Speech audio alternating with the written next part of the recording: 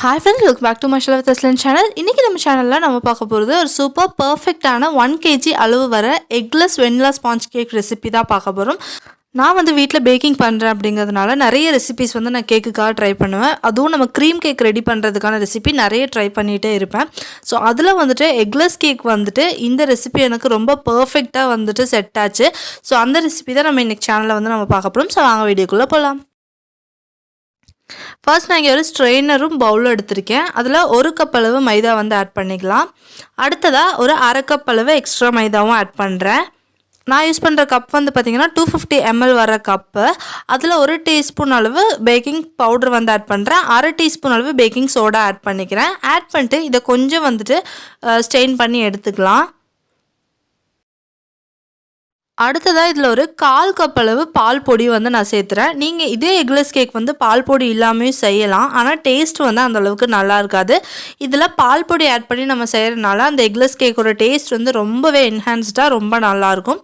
So அதுவும் add பண்ணிட்டு நல்லா வந்து மிக்ஸ் பண்ணி நம்ம ஸ்ட்ரெயின் பண்ணி எடுத்துடலாம்.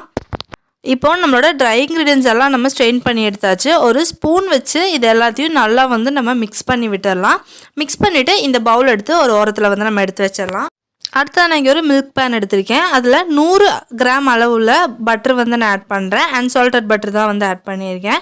அதை வந்து நல்லா மெல்ட் பண்ணி எடுத்துக்கலாம். இது லைட்டாக சூடு ஆறுன அப்புறமா அதில் 1 கப் அளவு சர்க்கரை நம்ம ஆட் பண்ணி அதை நல்லா வந்து மிக்ஸ் பண்ணி விட்டுக்கலாம். அந்த பட்டர் வந்து ரொம்ப ஹாட்டாக இருக்கக்கூடாது. ஓரளவுக்கு கூல் டவுன் ஆன அப்புறமா நீங்கள் ஆட் பண்ணிங்கன்னா கரெக்டாக இருக்கும். இந்த சர்க்கரைலாம் நம்ம நல்லா மிக்ஸ் பண்ணி வர்றதுக்குள்ளே அது நல்லாவே வந்து கூல் டவுன் ஆயிரும். இப்போ வந்து பாருங்கள், சர்க்கரை முக்கால்வாசி அளவு மெல்ட் ஆயிடுச்சு. இதில் ஒரு அரை கப் அளவு தயிர் வந்து நான் ஆட் பண்ணுறேன். புளிப்பில்லாத தயிராக வந்து கொஞ்சம் கட்டி தயிர் எடுத்து ஆட் பண்ணிக்கோங்க. ஆட் பண்ணிட்டு அதையும் நல்லா சேர்த்து நம்ம மிக்ஸ் பண்ணிக்கலாம்.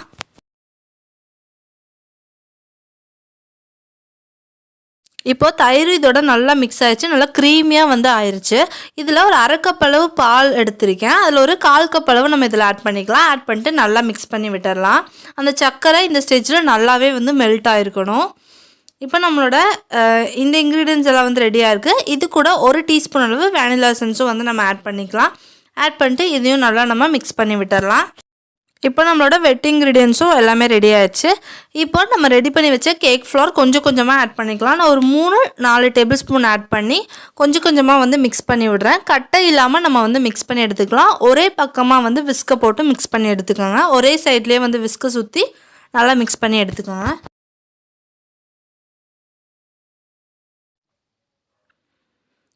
இதே மாதிரியே நம்ம வச்சுருக்கிற எல்லா ஃப்ளோரும் கொஞ்சம் கொஞ்சமாக ஆட் பண்ணி நம்ம நல்லா வந்து மிக்ஸ் பண்ணி எடுத்துகிட்டே இருக்கலாம். இது நம்ம ஆட் பண்ணும்போது கொஞ்சம் கட்டியாக ஆரம்பிக்கும். அந்த ஸ்டேஜில் நம்ம அரை கப் அளவு பால் எடுத்து வச்சுருந்தோம் இல்லையா, அதில் 1/4 கப்பு ஊற்றிட்டோம். 1/4 கப் பேலன்ஸ் இருக்கும். அதை வந்து கொஞ்சம் கொஞ்சமாக கூடவே ஆட் பண்ணிக்கோங்க. ஆட் பண்ணி அந்த ஃப்ளாரோடு சேர்த்து நீங்கள் வந்து அதை மிக்ஸ் பண்ணி எடுத்துக்கோங்க. மொத்தமாக நம்ம இதில் வந்து 1 கப் அளவு பாலும் வந்து நம்ம ஆட் பண்ண போகிறோம். இப்போது எல்லா ஃப்ளவரும் மேக்ஸிமம் மிக்ஸ் பண்ணியாச்சு. கொஞ்சமாக ஒரு ஃப்ளவர் மட்டும் நான் வந்து ஓரமாக வச்சுருக்கேன். பால் வந்து ஃபுல்லாகவே வந்து முடிஞ்சுது. இப்போ கடைசியாக இருக்கிற கொஞ்சம் ஃப்ளவர் இருக்கு இல்லையா, அதையும் நம்ம இதில் ஆட் பண்ணிவிட்டு நல்லா பைண்ட் பண்ணி எடுத்துடலாம். கடைசியாக வந்து மில்க் ஆட் பண்ணி நம்ம வந்து ஃபோல்ட் பண்ணக்கூடாது. ஃபுல்லாகவே வந்து ஃப்ளவர் போட்டு நல்லா ஃபோல்ட் பண்ணி எடுத்துடலாம். இப்போ இதில் ஃபைனலாக நான் 1 டீஸ்பூன் அளவு வினிகர் வந்து ஆட் பண்ண போகிறேன். வினிகர் ஆட் பண்ணி ஒரு 3 இல்லை 4 டைம் மட்டும் நல்லா மிக்ஸ் பண்ணி விட்டுருங்க. இந்த வினிகர் தான் வந்து சூப்பர் சாஃப்ட் அண்ட் ஸ்பஞ்சியான கேக் வந்து நமக்கு கிடைக்கும் இது ஆட் பண்ணுறதுனால. ஸோ இது வந்து ஆட் பண்ணி நல்லா ஒரு 4 டைம் மட்டும் மிக்ஸ் பண்ணி விட்டுட்டு மெதுவாக மட்டும் மிக்ஸ் பண்ணி விட்டுட்டு இப்போ க்ரீஸ் பண்ணி வச்சுருக்கிற கேக் பேனில் வந்து நம்ம கேக் ஃப்ளவர் வந்து ஊற்றிடலாம். நல்லா சூப்பராக பட்டரி சாஃப்டான ஃப்ளவர் வந்து கிடைக்கணும். அப்போ தான் நமக்கு நல்லா சூப்பரான ஸ்பஞ்சி கேக் வந்து கிடைக்கும். இதில் இருக்கிற பபுள்ஸ் எல்லாம் நல்லா உடச்சி விட்டுட்டு ஓவன் வந்து 180 டிகிரி செல்சியஸில் 10 மினிட்ஸ் நான் ப்ரீ ஹீட் பண்ணி வச்சுருக்கேன். அதே 180 டிகிரி செல்சியஸில் 45 மினிட்ஸ் நம்ம பேக் பண்ணி எடுத்துடலாம். ஸோ பாருங்கள், நல்லா சூப்பர் சாஃப்டான எக்லெஸ் ஸ்பாஞ்ச் கேக் வந்து நமக்கு ரெடி ஆயிடுச்சு. நிறைய ஃப்ளேவரான கேக்ஸ் பண்ணுறதுக்கு வந்து யூஸ் ஆகும். ஸோ கண்டிப்பாக ட்ரை பண்ணி பாருங்கள். ட்ரை பண்ணி பார்த்துட்டு உங்களுக்கு எப்படி வந்துச்சுங்கிறது கண்டிப்பாக கமெண்ட் செக்ஷனில் மறக்காமல் ஷேர் பண்ணுங்கள். இந்த வீடியோ உங்களுக்கு பிடிச்சிருந்தா கண்டிப்பாக நம்ம சேனலுக்கு லைக் பண்ணி ஷேர் பண்ணி சப்ஸ்கிரைப் பண்ணி வைங்க. இன்னொரு நல்ல ரெசிபி வீடியோவோட உங்கள் எல்லாத்தையும் வந்து நான் மீட் பண்ணுறேன். Until then, take care. Bye bye. Thank you.